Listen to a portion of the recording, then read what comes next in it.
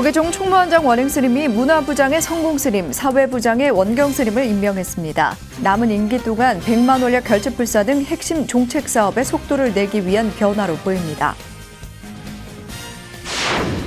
여대 야소로 문을 연 21대 국회가 개원 1년을 맞았습니다. 코로나 전국 속에서 민생과 협치를 외치며 문을 연 국회에서 불자 초선 의원들의 지난 1년과 앞으로의 숙제를 들여다봤습니다.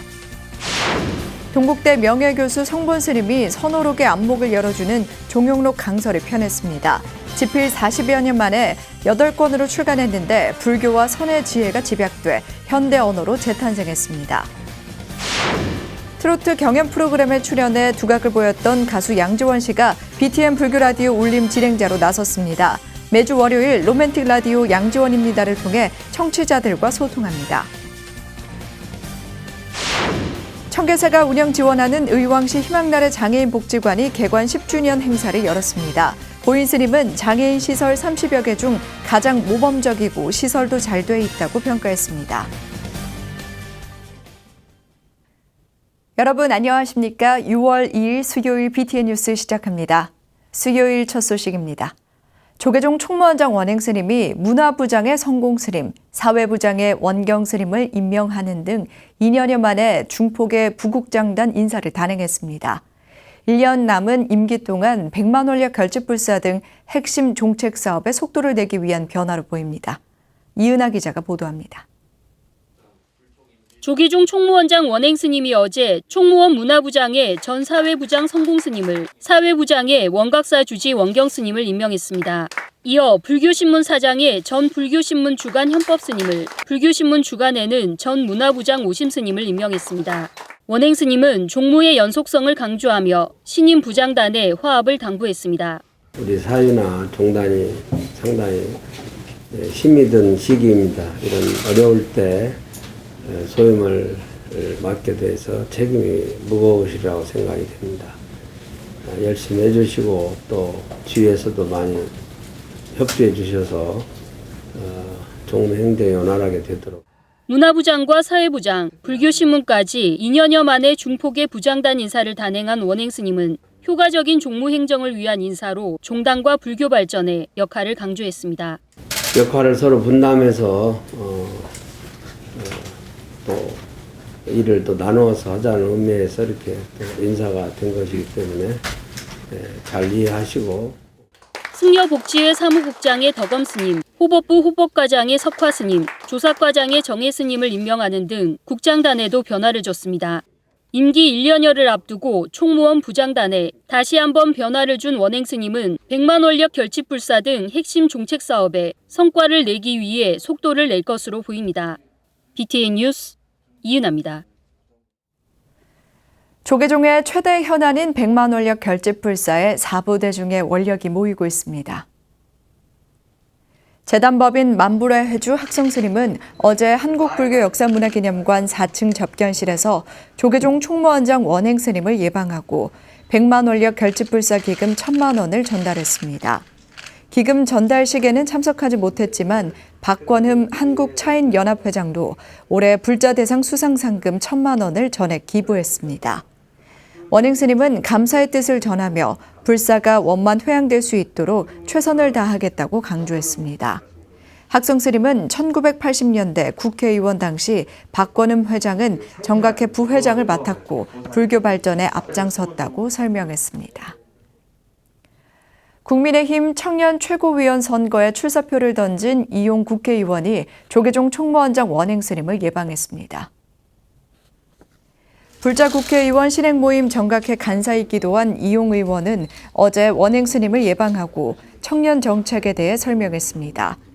원행스님은 어려운 시기에 가장 중요하고 어려운 소임을 자임했다며 좋은 결과가 있길 축원하고 청년 일자리를 비롯해 출산율을 높여 국가 미래를 보장할 수 있도록 주거 등 세심한 정책 입안을 주문했습니다. 이용 의원은 주거와 출산, 교육 등 청년 지원 3법을 입안하기 위해 노력하고 있다며 청년 최고위원 당선으로 청년 문제 해결에 더욱 노력하겠다는 뜻을 밝혔습니다. 이용 의원은 김용태, 강태린 의원 등 4명의 의원과 다음 달 11일 국민의힘 전당대회 청년 최고위원회 출마했습니다. 제21대 국회가 개원 1년을 맞았습니다. 코로나 전국 속에서 민생과 협치를 외치며 문을 연 국회에서 불자 초선 의원들은 어떻게 보냈을까요? 지난 1년과 앞으로의 숙제를 하경목 기자가 들어봤습니다. 180석이란 초유의 성적표로 여대 야소라는 달라진 정치 지형으로 출발한 21대 국회. 코로나 전국 속에서 불자 의원들은 화장의 정치로 민생과 협치를 외치며 21대 국회의 문을 열었습니다. 항상 보다 좋은 국회의 모습 그리고 국민들이 바라는 국회의 모습을 갖춰가는 데 역할을 했습니다. 21대 국회는 출발 1년 동안 정부 발의안을 포함해 1,486건의 의안을 발의하고 2,500여 건을 처리했습니다. 이라는 국회를 만들겠다며 국회법을 개정하고 매월 본회의를 열면서 이룬 성과이기도 합니다. 특히 각 분야를 대표해 국회에 입성한 불자 의원들의 성과도 눈에 띕니다. 국력을 높이기 위해서 여러 가지 관련 법안도 많이 발의했었고요. 또 한미동맹 지지 결의안을 137명이 대표 발의해서 본회의를 통과하기도 했었고, 체육에도 비대면 이제 스포츠를 좀 적용을 하자 해가지고 어떻게 보면 조금 생활에 도움이 좀 됐던 부분이 있고, 최석현 선수의 좀 억울함이나 그런 걸 풀고, 그래서 체육인의 인권을 좀 보장해주는 역할을 한 거에 대해서 가장 뜻깊게 생각합니다. 지역구 의원들은 지역 현안을 해결하는 일정의 성과도 얻었지만 역시 코로나19로 인한 소통 부족에 아쉬움을 표하기도 했습니다. 그러면서 수도권과 지방, 계층 불평등의 해소를 앞으로 풀어야 할 과제로 제시했습니다. 우리 사회의 불평등이 상식화된 이런 것들을 좀 더 수면 위로 드러내서 그런 것들을 해결하는데 의정생활을 좀 역점을 두려고 합니다. 조명희 의원은 미세먼지와 한국형 GPS, 보행 약자 내비게이션 등 의원들의 전문성을 높이기 위해 11번의 세미나를 개최하는 열정도 보였습니다. 이를 통해 민생 현안에 여야를 떠나 정책에 집중하는 정치 풍토의 변화도 주문했습니다. 정책적인 부분에 좀 내가 올인해서 조금 더 우리 정치 풍토가 좀 바뀌었으면 좋겠어요. 지난 4.7 재보궐선거를 통해 2030 청년층의 영향력이 커지면서 정치 이슈로도 떠오르고 있습니다. 하지만 정작 2030 세대는 청년의 목소리에 귀를 기울이는 것은 반기지만 청년 이슈에만 매몰되지 않고 다양한 계층의 목소리를 조율하고 화합하는 정치를 기대했습니다. 그런 구성원들의 목소리가 서로 억압되지 않고 서로 잘 조율되면서 화합하면서 같이 나아갈 수 있는 정치가 되기를 바라고 있습니다. 소통, 화합, 화쟁의 정치. 여전히 반복되는 구호지만 국민을 대변하는 민생의 정치, 진심의 정치를 국민들은 기대하고 있습니다. BTN 뉴스 하경목입니다.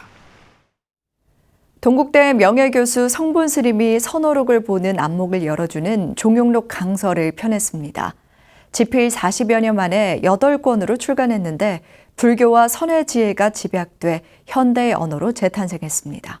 이석호 기자가 소개합니다. 선어록을 읽는 안목을 열어주고 종용록의 새로운 가치를 알 수 있는 책 종용록 강설입니다. 중국 선종사 연구, 조사선의 성립과 사상 형성 등에 관한 연구를 바탕으로 선설을 집필해온 동국대 명예교수 성본 스님이 펴냈습니다.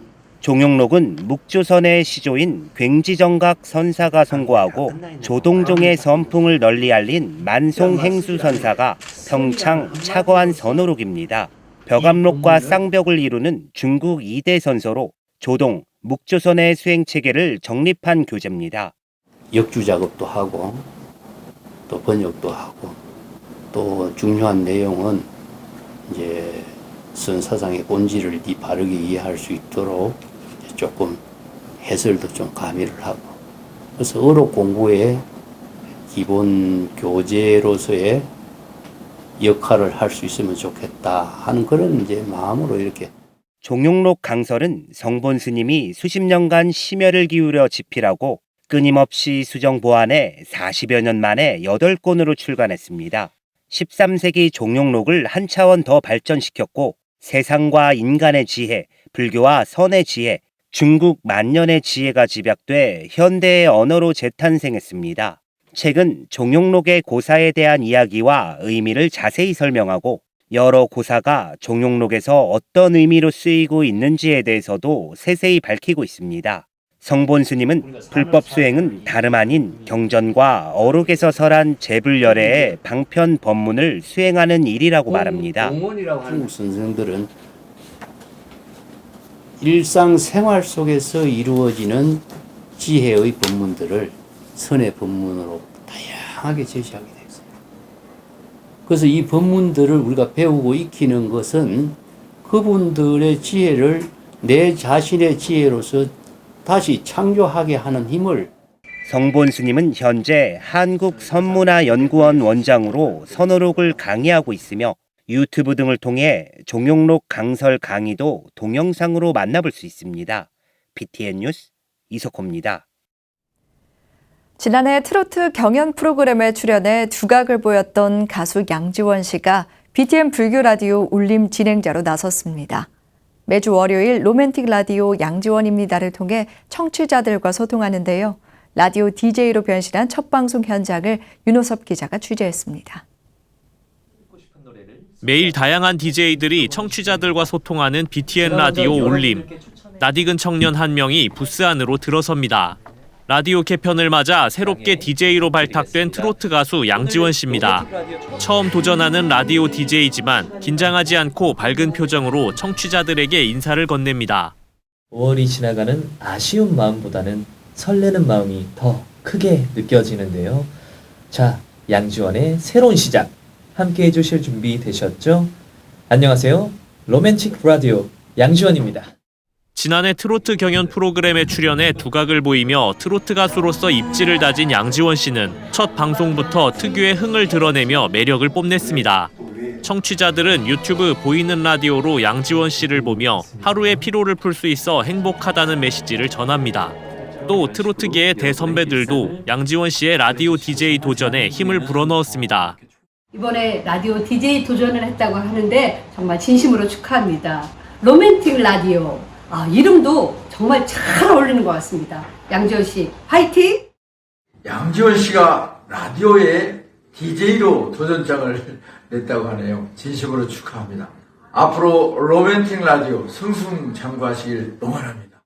평소 팬카페를 통해 팬들과도 자주 소통해온 양지원 씨는 이날 청취자들의 사연을 읽고 좋은 노래를 추천하며 첫 방송을 성황리에 마쳤습니다.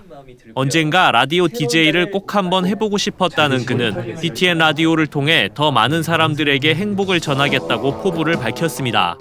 제가 정말 꿈에 그리던 라디오 DJ를 1년이라는 기간 동안 맡게 돼서 정말 행복합니다. 저는 행복하고 앞으로 BTN 울림 라디오가 우리나라 전 국민이 사랑받는 그런 라디오가 될 수 있도록 열심히 노력해 보겠습니다. 로맨틱 라디오 양지원입니다는 매주 월요일 저녁 7시 BTN 라디오 울림 앱과 유튜브 채널에서 만나볼 수 있습니다. BTN 뉴스 윤호섭입니다. 청계사가 운영 지원하는 의왕시 희망나래 장애인 복지관이 개관 10주년 행사를 열고 더 나은 미래를 열어가기 위한 의지를 모았습니다. 조계종 사회복지재단 대표 이사 보인스님은 재단에서 위탁 운영하는 장애인 시설 30여 개 가운데 희망나래 장애인 복지관이 가장 모범적이고 시설도 잘 돼 있다고 평가했습니다. 정준호 기자입니다. 희망나래 장애인복지관 5층에 마련된 개관 10주년 축하를 위한 자리. 10년 동안 장애인 서비스에 최선을 다한 우수 직원 7명에게 표창장이 전달됩니다. 또 오랜 기간 복지관에 도시락과 반찬 등을 꾸준하게 후원해온 후원자와 우수 자원봉사자들에게 감사를 표합니다. 코로나19로 현장에 참석하지 못한 이용자들은 온라인 접속을 통해 한마음으로 축하와 감사의 마음을 전달합니다. 이 자리에 함께 하지는 못하지만 마음과 영상으로 참여하고 계시는 우리 복지관의 이용자, 보호자, 자원봉사자분들과 지금 함께하고 있는 직원들이 있었기에 이 자리가 어떻게 보면 더욱 빛나고 의미 있는 것 같습니다. 이날 조계종 사회복지재단 대표이사 보인스님과 김상돈 의왕시장이 찾았습니다. 또 희망나래 장애인복지관 운영지원사 차린 청계사 주지 성행스님과 연불사 주지 향림스님, 백운사 주지 법진스님 등도 개관 10주년을 응원했습니다. 청계사가 앞으로도 진도회와 함께 의왕시 사회복지에 대한 부분에 대해서 아주 작은 힘이나마 변하지 않게 10년을 박차고 나가서 더 나은 미래를 꿈꾸면서 앞으로도 지역에 큰 보탬이 될 수 있도록 역할을 다하도록 하겠습니다. 이용하는 우리 장애인분들이 굉장히 만족하다고 하는 얘기를 많이 듣습니다. 복지관에서 가장 좋은 것은 이용자들이 행복해하는 것이 가장 운영을 잘하는 것이라고 저는 생각을. 희망나래 장애인복지관은 지역민들을 대상으로 장애인 인식 개선 캠페인을 펼치고 온라인 장애인 직업 훈련을 진행하는 등 지역 복지의 큰 축을 담당하고 있습니다. 보인 스님은 희망나래 장애인복지관에 대해 끊임없이 칭찬의 목소리가 전해지고 있다며 복지관과 운영 지원 사찰에 감사를 표했습니다. 배달에서 한 30여 개의 장애인시설을 저희가 일단 운영하고 있습니다. 그 중에서 가장 또한 모범적이고 가장 또 시설이 잘 돼 있고 항상 청계사 신도회와 상락회 회원들은 지금껏 잘해온 10년만큼 멋진 미래 10년을 부탁하며 후원금을 전달했습니다. BTN 뉴스 정준호입니다. 지난달 평택항에서 컨테이너에 깔려 억울한 죽음을 당한 이선호 씨의 영가를 위로하는 추모법회가 봉행됐습니다. 조계종 사회노동위원회 스님들과 대책위원회는 사건의 진상을 규명하고 현실적 대책 마련을 촉구했습니다. 최준호 기자입니다. 지난달 22일 평택항 부두에서 컨테이너 청소 작업을 하다 사망한 대학생 이선호 군. 300kg에 달하는 컨테이너 뒷부분 날개에 깔려 병원으로 이송됐으나 안타까운 죽음을 맞았습니다. 유가족, 민주노총 평택 안성지부 등으로 구성된 고 이선호 군 산재 사망사고 대책위원회는 이 사고가 안전관리 소홀 등으로 발생한 참극으로 규정했습니다. 대책위는 원청업체의 책임 인정과 사과, 재발 방지책 마련, 노동부의 진상조사와 책임자 처벌을 요구하고 있습니다. 재발 방지 대책을 마련하는 게 제일 중요하다고 생각하고 있고, 그 재발 방지 대책을 마련하기 위해서는 진상 규명이 철저하게 이루어져야 되고, 그 진상 규명에 따라서 책임자 당연히 처벌받아야 되고요. 어제 이군이 안치된 평택 안중 백병원 장례식장에서는 조계종 사회노동위원회 주관으로 영가를 위로하고 진상규명을 촉구하는 추모 법회가 열렸습니다.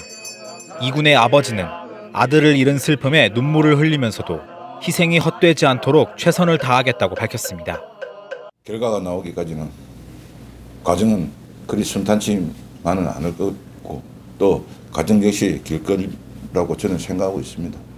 그런데 아무리 길더라도 저는 결과를 얻기 위해서 꿋꿋하게 힘차게 싸울 것입니다. 중대재해기업처벌법이 지난 1월 통과됐지만 지난해 기준 산재 사망자의 81%가 50인 미만 사업장에서 나오는 등 피해가 잇따르고 있습니다. 사회노동위원회는 정부가 산업재해로 고통받는 노동자를 위해 실질적인 대책을 마련해야 한다고 촉구했습니다. 기업주가, 국회가, 관련 부처가 또 우리 국민들이 비용과 시간보다 노동자의 생명의 소중함을 하루라도 빨리 깨닫게 하여 이 불합리하고 부조리한 구조를, 그런 행태를 근본적으로 개선되어 일하다 죽지 않는, 일하다 다치지 않는 안전이 보장되는 그런 사회가 하루빨리 오기를 기도드립니다. 사회노동위원회 스님들은 41일째 장례를 치르지 못하고 있는 이군의 극락왕생을 위해 염불하고 이윤보다 생명의 소중함을 추구하는 사회가 되기를 서원했습니다. BTN 뉴스 최준호입니다.